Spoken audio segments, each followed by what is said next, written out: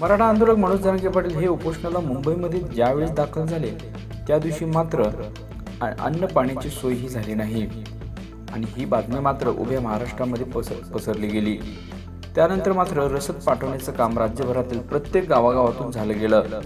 अखेर शेवटी एवढी रसद आली की तब्बल एक आठवडा मुंबईतील लोकांनी ही रसद जरी ह्या रसदीचा स्वयंपाक जरी झाला तर अख्ख्या मुंबईला एक आठवडा पुरेल एवढा अन्नधान्य मात्र मुंबईमध्ये दाखल झालं। काल मनोज जरांगे पाटील यांचं उपोषण सुटल्यानंतर मात्र ज्यावेळेस प्रत्यक्षरित्या हे व्हिडिओ समोर आले त्यावेळेस मात्र प्रत्येक लोकांना त्याचं नवलच वाटलं।